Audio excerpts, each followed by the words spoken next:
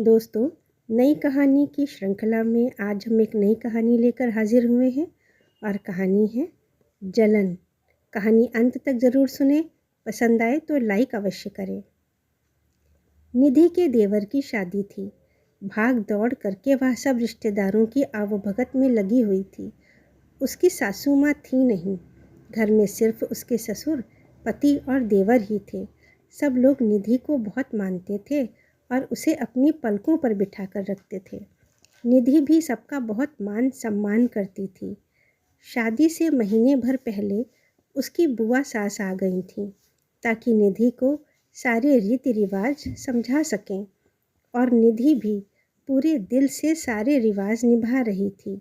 वह शादी के सब कामों के साथ साथ अपनी 3 साल की बेटी रूही को भी संभाल रही थी। बुआ सास तो उसकी प्रशंसा करते नहीं थकती थीं। गोरा रंग, बड़ी बड़ी आँखें और लंबे लहराते बाल, सबको एक नज़र में ही भा जाती थी निधि। निधि को अपने पास बुलाकर बुआ जी बोली, निधि बहू, तुम पर तो पूरा विश्वास है मुझे। तुमने अच्छे से घर को संभाल लिया है। अब देखो दूसरी बहुरिया कैसी आती है। वह सबसे मिलकर चलती है कि नहीं? आप चिंता न करें बुआ जी, शीलू बहुत प्यारी है और उसका व्यवहार भी बहुत अच्छा है। वो सबसे मिलकर ही चलेगी, निधि ने जवाब दिया। धीरे धीरे सब रिश्तेदार आ गए और खूब धूमधाम से निधि के देवर अनुज की शादी हो गई और शीलू बहू बनकर घर में आ गई। लेकिन शीलू ने देखा कि घर में हर कोई सिर्फ निधि निधि की रट लगाए रहता है। सब उसकी तारीफ़ों के पुल बांधते रहते हैं। यह देखकर शीलू को अच्छा नहीं लगा। कुछ दिन बाद एक एक करके सब रिश्तेदार वापस लौट गए। अब घर पहले की तरह चलने लगा। निधि के ससुर जी, पति प्रतीक और देवर अनुज सुबह सुबह ऑफिस चले जाते। अब घर में सिर्फ निधि और शीलू ही रहते। निधि अपनी देवरानी शीलू को अपने घर के तौर तरीके समझाती और सबकी पसंद और नापसंद के बारे में बताती। शीलू को भी अपनी जेठानी से बात करके अच्छा लगता। दोनों घंटों बातें करती रहती। लेकिन जब शाम को सब लोग घर आते तो सबकी ज़ुबान पर सिर्फ निधि का नाम होता। ये देखकर शीलू को निधि से थोड़ी जलन होने लगी। लेकिन इन सब के बीच निधि की बेटी रूही अपनी चाची से काफ़ी घुल मिल गई थी। पूरा दिन वह अपनी चाची के साथ खेलती रहती थी और शीलू भी उसको बहुत प्यार करती थी। फिर एक दिन शीलू ने घर में सबको खुशखबरी दी। इस दौरान निधि ने उसका खूब अच्छे से ख्याल रखा और नियत समय पर शीलू ने एक प्यारी सी बेटी को जन्म दिया। घर में सब बहुत खुश थे। नन्ही परी का सबने खूब धूमधाम से स्वागत किया। शीलू भी ऐसा परिवार पाकर खुद को खुशकिस्मत समझ रही थी। अब धीरे धीरे शीलू की बेटी 2 साल की होने को आई थी। घर की दोनों बच्चियां एक साथ खेलती और साथ साथ खाती। ऐसे ही समय बीत रहा था कि एक दिन निधि चक्कर खाकर गिर पड़ी। डॉक्टर को बुलाया गया तो पता चला कि निधि गर्भवती है। घर पर सब बहुत खुश हुए थे। अब शीलू की बारी थी अपनी जेठानी निधि का ख्याल रखने की। लेकिन पता नहीं क्यों शीलू निधि के लिए कुछ भी करने से कतराती थी, क्योंकि उसके मन में अपनी जेठानी के लिए जलन धीरे धीरे बढ़ने लगी थी। निधि हर तरह से उसे अपने से आगे दिखती थी, चाहे रूप रंग हो, व्यवहार हो। फिर एक दिन शीलू की बड़ी बहन उससे मिलने उसके ससुराल आईं। दोनों बहनें कमरे में बैठकर बातें कर रही थीं। निधि भी उनके साथ बैठी थी, लेकिन किसी काम से निधि को बाहर जाना पड़ा। शाम को सबके घर वापस आने के बाद सबके मुंह पर निधि का नाम सुनकर शीलू की बहन को बिल्कुल भी अच्छा नहीं लगा। उसने कहा, शीलू, तुम्हारी शादी को 4 बरस हो गए, लेकिन अभी तक तुम इस परिवार में अपनी जगह नहीं बना पाई। जिसको देखो निधि निधि की रट लगाए रखता है। क्या तुम्हें अच्छा लगता है यह सब? नहीं दीदी, सच बोलूं तो मुझसे यह सब बिल्कुल सहन नहीं होता। मुझे निधि भाभी से जलन होने लगी है। मैं देखती हूँ हर कोई सिर्फ उन्हें ही प्यार करता है। मेरा नाम तो कोई लेता भी नहीं है। सही कहा शीलू, मैं भी यह सब देख रही हूँ। तुम्हें कुछ करना चाहिए।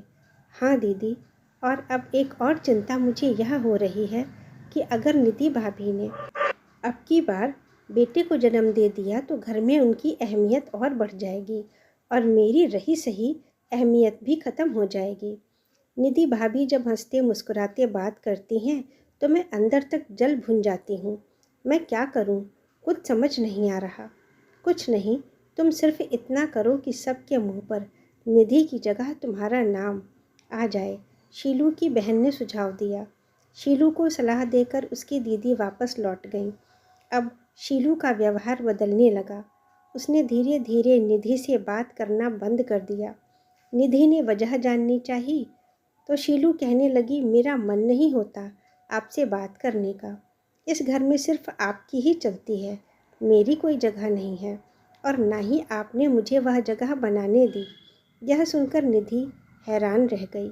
उसे नहीं पता था कि उसकी देवरानी के दिल में उसके लिए इतना कुछ भरा है। फिर भी वह चुप रही। सोचा समय के साथ सब ठीक हो जाएगा। लेकिन अब तो बात बात पर शीलू निधि को उल्टी सीधी बातें सुनाने लगी। धीरे धीरे उसने उसकी बेटी रूही को भी निशाना बनाना शुरू कर दिया। अपनी बेटी को रूही से अलग रखने लगी।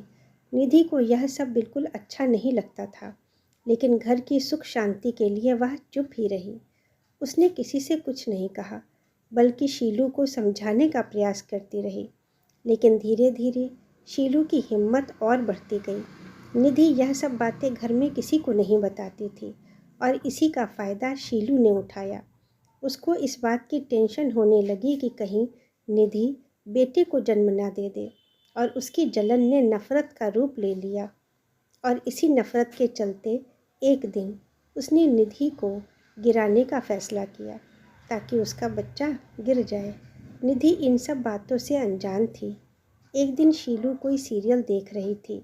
उसमें एक सास ने बहू को गिराने के लिए सीढ़ियों पर तेल गिरा दिया। बस शीलू खुश हो गई और उसके मन में एक विचार आया। उस समय निधि बाथरूम में थी। उसने बाथरूम के बाहर थोड़ा सा तेल गिरा दिया ताकि निधि गिर जाए। यह सब करते समय भी उसके मन में एक बार भी अपनी जेठानी की अच्छाइयाँ नहीं आईं और ना ही वह समय याद किया जब उसकी गर्भावस्था के दौरान उसकी जेठानी ने उसका कितना ख्याल रखा था। उसके दिल में तो सिर्फ नफ़रत ही नफ़रत भरी थी। जैसे ही निधि नहाकर बाहर निकली, तेल पर पैर पड़ते ही फिसल गई। लेकिन उसी दौरान प्रतीक उधर से आ रहा था। निधि को फिसलते देखकर दौड़ा। निधि गिरने ही वाली थी। प्रतीक ने उसे संभाल लिया। दोनों की चीख सुनकर अनुज भी आ गया, लेकिन फिर भी निधि को झटका लगा और वह दर्द से चिल्लाने लगी। दोनों उसको लेकर तुरंत हॉस्पिटल भागे। डॉक्टर को आनन फानन में निधि का ऑपरेशन करना पड़ा, क्योंकि उसके बच्चे की जान खतरे में आ गई थी। घंटों की मशक्क़त के बाद डॉक्टर निधि और बच्चे की जान बचा पाए। निधि ने एक स्वस्थ बच्चे को जन्म दिया। घर पर सब बहुत खुश थे। निधि भी बहुत खुश थी, लेकिन अभी उसके दिल और दिमाग में कुछ और ही बात चल रही थी। 6 दिन बाद वह अपने बेटे को लेकर घर आई। उसने बुआ जी को उसकी और बच्चे की देखभाल के लिए बुलाने के लिए कहा। सभी को आश्चर्य हुआ कि शीलू के होते निधि बुआ जी को क्यों बुलाना चाहती है। जैसे ही शीलू उसके पास आई, निधि ने कहा, शीलू, मैंने तुम्हें अपनी छोटी बहन की तरह समझा, पर मुझे नहीं पता था कि तुम्हारे मन में मेरे लिए इतनी जलन भरी है। तुम्हें मुझसे इतनी नफ़रत हो गई कि तुमने मेरे बच्चे को मारने की कोशिश करी। नहीं भाभी, आपको गलतफहमी हुई है। मैंने ऐसा कुछ भी नहीं किया। शीलू ने नज़रें चुराते हुए कहा। तुमने ही बाथरूम के बाहर तेल बिखेरा था ना, और जब मैं फिसली थी तो तुम वहीं दरवाजे की साइड में खड़ी थी। गिरते गिरते मैंने तुम्हारे चेहरे की वह कुटिल मुस्कान देख ली थी। तुम्हारे मन में नफ़रत इस कदर भर गई कि तुम एक नन्ही सी जान को मारने पर तुल गई। अपनी ईर्ष्या और जलन की वजह से तुम बहुत नीचे गिर गई शीलू। अब तक मैं सब सहन कर रही थी। सोचा था कि तुम सुधर जाओगी। मैं इस घर के हिस्से नहीं होने देना चाहती थी, लेकिन अब मुझे लगता है कि ऐसे रिश्तों का दूर हो जाना ही बेहतर है। तुम अपनी नफ़रत में इतनी अंधी हो गई कि तुमने सब कुछ भुला दिया। अब हमारा साथ रहने का कोई मतलब नहीं। बेहतर होगा कि हम अब दूर दूर रहें। शीलू का सच सबके सामने आ गया था। सभी हैरान थे। अनुज का चेहरा गुस्से से तमतमा उठा। यह देख शीलू ने खिसियाते हुए कहा, भाभी मुझे माफ़ कर दो, मुझसे गलती हो गई। आगे से ऐसा कुछ भी नहीं होगा। गलती नहीं, तुमने पाप किया है शीलू। एक अजन्मे बच्चे को मारने का प्रयास किया है। मैं तुम्हें कभी माफ़ नहीं करूँगी। निधि ने आंसू पोंछते हुए मुंह फेर लिया। आप सही कह रही हैं भाभी। ऐसी लड़की के साथ आप तो क्या, मैं भी नहीं रहूँगा जिसे रिश्तों की कदर ना हो। मैं भी आपका अपराधी हूँ। इसकी हरकतों और गलत भावनाओं को समझ नहीं पाया। इसके कारण घर में कितना बड़ा अनर्थ हो जाता। ये यहाँ रहने के लायक नहीं। अनुज ने शीलू के प्रति रोष जताते हुए कहा। शीलू सकपका गई। हाथ जोड़कर सबसे माफ़ी मांगने लगी। मैं शर्मिंदा हूँ अपने किए पर। एक बार माफ़ कर दीजिए, चाहे जो सज़ा दीजिए, पर घर से अलग मत कीजिए। मानती हूँ बहुत बड़ी गलती की है मैंने, लेकिन मैं क्या करती आप सब के मुँह पर। हर वक्त निधि भाभी का नाम और तारीफ़ें सुनकर मुझे जलन होने लगी थी। इसीलिए तुमने इतना बड़ा अपराध कर दिया। अनुज बिफर पड़ा। शांत हो जाओ अनुज। शुक्र है कि निधि और बच्चा दोनों ठीक है, पर शीलू ने जो किया वह नज़रअंदाज नहीं किया जा सकता। शीलू, निधि के ठीक होने तक तुम अपने हिसाब से घर संभालो। रही निधि की देखभाल तो उसके लिए कल बुआ जी आ जाएंगी। निधि के स्वस्थ होने पर तय करेंगे कि क्या करना है। अनुज क्रोध में शीलू को कोसता हुआ बाहर निकल गया। शीलू लज्जित सी धीरे धीरे कदमों से अपने कमरे की ओर चल दी, यह सोचते हुए कि अपने इस कुकर्म के कारण अब वह किसी के दिल पर राज नहीं कर पाएगी। अपनी जलन की वजह से वो पति और बाकी रिश्तों का विश्वास तथा अपना सम्मान खो चुकी थी। तो दोस्तों, कहानी पूरी सुनने के लिए बहुत बहुत धन्यवाद। अगर आप चैनल पर नए हैं तो चैनल को सब्सक्राइब कर लें और कहानी को लाइक करना बिल्कुल भी ना भूलें।